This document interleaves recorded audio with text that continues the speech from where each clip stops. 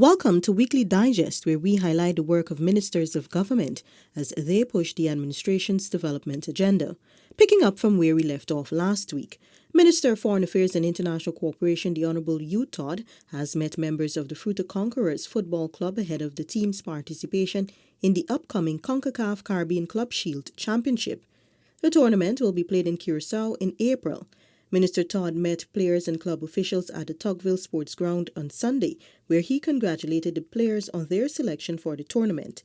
Guyana is going to expand. Naturally, we'll have more to give towards sports. So once you commit yourselves, you can have a long life in the area of sport, because that is part and parcel of also our development trajectory. Residents of Carasabai, Region 9, will soon have a traditional benap to host important meetings and other village activities. Minister of Amerindian Affairs, the Honourable Pauline Sukai, during a recent community consultation, handed over a check for $5 million to the village council to finance the project. The minister said the funding was made available through the presidential grant and would be spent under the supervision of the acting Tushao as the village's substantive. Tushao has not performed his duties for over 3 months. Minister Sukai announced other projects to be executed in Carasabai and surrounding communities. There's also going to be upgrading of the farm road, construction of a nursery school, annex, construction of the annex school at Kakshibai, completion of the annex school of Paipang, construction of the sanitary block, repair to extension of the officer quarters, repairs to Eastern Bridge at Carasabai Road, and repairs to Tiger Pond Bridge, and repairs to the teacher quarter at Tiger Pond.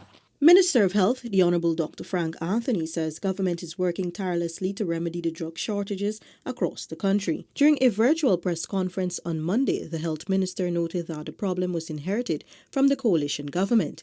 However, much has been done over the last 8 months to fix the situation, and systems are being put in place to ensure there is no recurrence. We have appointed in every region someone who is responsible for pharmaceutical supplies, so that they can check in those regions what are the level of stock, and to constantly report that to the MMU, so that they sometimes don't have to wait until there's a shortage. There's a threshold that is set, and so once that threshold is met, automatically we will be able to send medicines to that region. Minister Anthony said in the long term, the entire system will be computerized so that the inventory levels can be accessed in real time.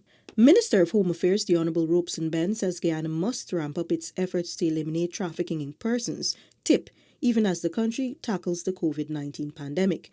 Minister Ben joined Minister of Human Services and Social Security, the Honourable Dr. Vindhya Prasad, at the launch of the 2021-2023 National Action Plan for Trafficking in Persons on Monday. We have to increase our operations. We have to increase our prosecution rates going forward. In spite of COVID, we have to do this or we will be swamped. We will fail in it if we don't have a response in this new action plan with respect to these issues. Minister Ben says the influx of Venezuelans has created avenues for such exploitation, and systems must be in place to ensure their safety. We need to empathize with them. We need to continue to put the human welfare issues and the support services for them so that they can join our Guyanese family. That is what we are about. So the challenge for us, strategically and tactically, is to make sure those who come here can come here without joining the corruption flow, becoming corrupted, becoming exploited sexually and economically, and the other ways in which these things occur. Guyana's untouched ecotourism beauty continues to shine and capture the attention of millions around the world. Recently, Guyana won another award for Best Stay Safe Video at the Golden City Gate Awards at ITB Now Travel Trade Show in Berlin, Germany. Minister of Tourism, Industry and Commerce, Honourable Onij Walrun, welcomed the recognition. It's testament to just the sheer beauty of Guyana and the fact that there is not much we need to do to market ourselves. It just capture that beauty, awesomeness on camera, and it attracts people, because it's just so pristine and untouched. So yeah, I think Guyana sells itself. Stakeholders in the aquaculture sector can look forward to further developments in the industry as the government accelerates efforts to launch the National Aquaculture Master Plan this year. Minister of Agriculture, the Honourable Zulfikar Mustafa, spoke of the plan on Monday. We will build this industry into an industry that will have potential to create not only create jobs, but do large-scale export in the region and also other parts of the world, especially Asia. Places like these will be very important to purchase these shrimp and fishes from our farmers and fisher folks. Minister of Local Government and Regional Development, the Honourable Nigel Dharamlal, says the second phase of the government's $25,000 per household COVID-19 cash grant initiative will begin soon. The first phase was finished, and we are in the process now of beginning the second phase. That is, many of the regions, the pink forms have already been evaluated and audited, and they will begin in earnest distribution on the second phase to fulfill those gaps that the pink forms had to record. Minister Dharamlal urged citizens to work along with the distribution teams to ensure a smooth process. I'd like to encourage residents once again to make sure that they treat this process with some diligence and fairness, and also to avoid abusing and violating the staffers who will come around to do the distribution of the COVID cash grant in the second phase. Amerindian villages will benefit from the donation of 112 tractors to stimulate agriculture production.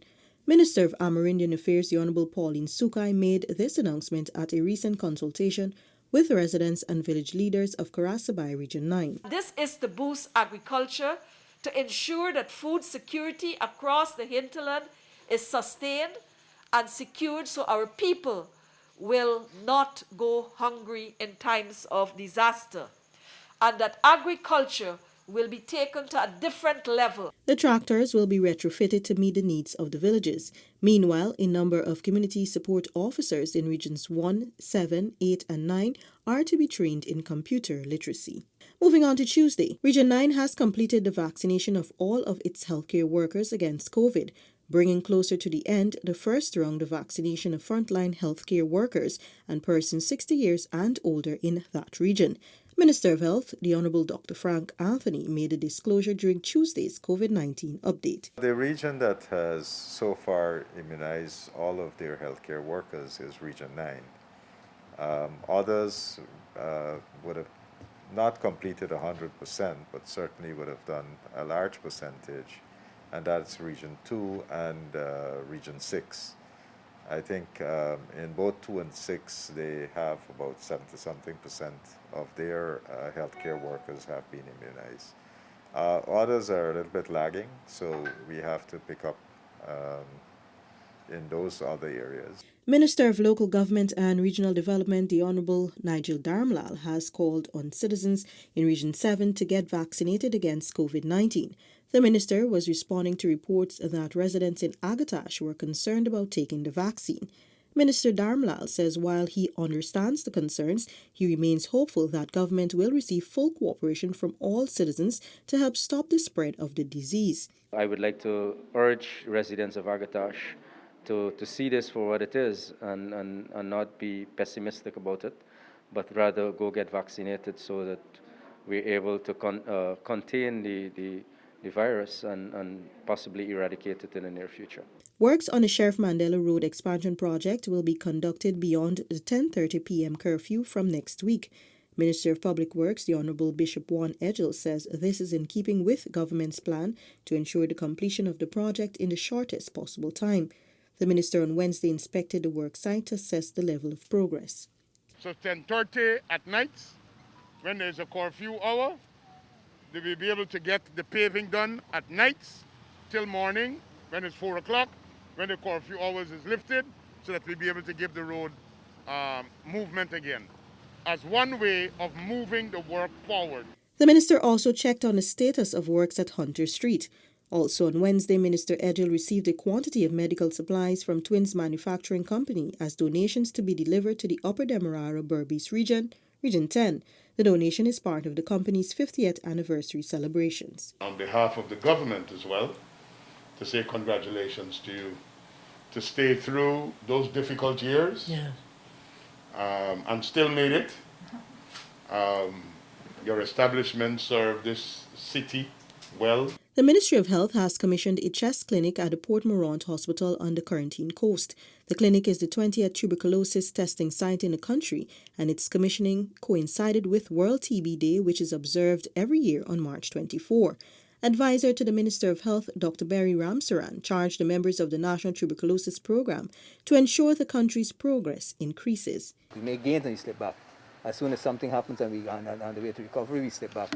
I'm certain that your team is not going to allow us to become complacent, especially when you see now that you're fighting many battles on one. TB is there, right? But here comes the virus and we have to adjust it. So you must not lose sight of that the virus is now hitting everything down and you become complacent. Guyana remains committed to doing its part to ending TB by 2030. Beginning last Thursday afternoon, only light vehicular traffic weighing up to 18 tons is being allowed to traverse the Demerara Harbour Bridge.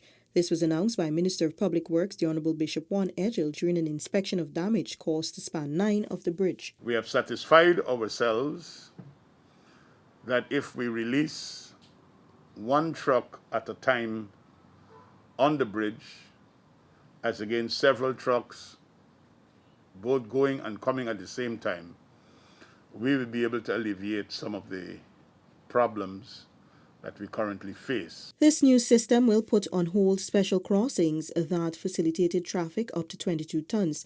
Minister Edgell says disciplinary actions will be taken against any bridge employee who permits overladen trucks to cross. The minister outlined other steps to be taken to address the damage. The technical team that is assembled will go back to the drawing boards, do the necessary testing, engineering, designing, to come up with a solution, and we should have a solution within 72 hours. Minister of Home Affairs Honourable Robeson Ben says there needs to be a level playing field for women entering the Guyana Fire Service.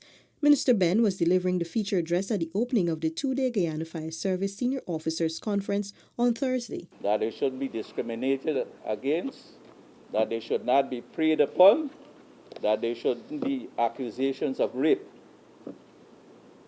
We have to fight against those things. And it is not sufficient for us to say it was not a supervisory issue or people could go away or whatever. We must get early reporting of issues. We must re-examine all of our SOPs in respect of these issues, review them, practice the response to those issues so that we could mitigate these challenges and problems. Minister Ben also called for more diversity within the fire service.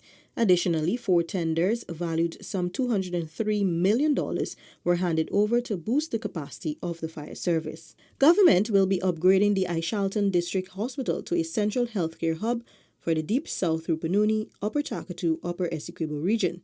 Director General of the Ministry of Health, Dr. Vishwa Mahadio, and a team visited the region last week. Through the Ministry of Health, like we promised, we also budgeted for Aishalton Hospital. So the architect and engineer, along with our engineer, they're here to now have a floor plan because we have monies in the budget to build a theater, for you to have a labo and everything that goes with a theater. So you will have surgical capacity, you will have X-ray capacity, and you will have also laboratory capacity. Dr. Mahadio said this upgrade will ensure every person in the Deep South Rupununi accesses healthcare services easily. Government's new asphalt plant at Garden of Eden will begin operations on April 6, with prices that are sure to find favor with those in the market for asphalt. Minister of Public Works, Honourable Bishop Juan Edgell, during a tour of the facility, said this will positively impact development projects. We are not going to be putting private sector people out of business, but we want to ensure that we are part of the competition, if not the gold standard in terms of setting the price on the market. because once we are able to economically reduce cost of production of asphalt, it means the cost of a road could go down. So rather than doing 10 roads, we may be able to end up doing 13. Minister Edgell says he will also ensure that the plant provides adequate after-sales service. My understanding, it was not adequately addressed in the contract, which was entered into by the APNU AFC. So we have to now get that after-sales service arrangement in place, because should something happen, we don't want to stalling. Minister of Human Services and Social Security Honorable Dr. Vindhya Prasad says government is committed to eradicating domestic abuse in Guyana. The minister made a statement at the opening of 2 centers to aid in this commitment at the St. Francis Headquarters Complex, Port Morant, on Friday. I will encourage, appeal to all of you here, and those of you who will look at us later when this is broadcast, that you have zero tolerance for this. It is unacceptable. Violence, abuse against any age and any gender is unacceptable and should never ever be tolerated. The minister called for a collective effort to eliminate these social ills. Dr. Prasad says early childhood development continues to be a primary focus of her ministry. Residents of Good Hope and Monrepo on the east coast of Demerara will benefit from improved internal roads this year. This follows an inspection of the roads in the 2 communities on Saturday by a minister within the Ministry of Public Works, the Honorable Deodat Indar. The first stop was Good Hope Phases 1 and 2. We are committing to do this road here with the connection and the one at the front there. They call it 11th Street, and this one is the front of Phase 2. And we're going to also do some sectional repairs to the main road coming in as well. Street lights will also be installed along the main access road. Minister Indar called on residents to remove derelict vehicles from the parapets. The Neighborhood Democratic Council was urged to pursue legal means to remove the structures. Over in Block 8 at Martyrsville, Monrepo, the minister said residents would be able to traverse the roadways hassle-free. That's it for this edition of Weekly Digest. For these and other government-related information, do log on to our website, dpi.gov.gy, and our social media platforms as well. Goodbye.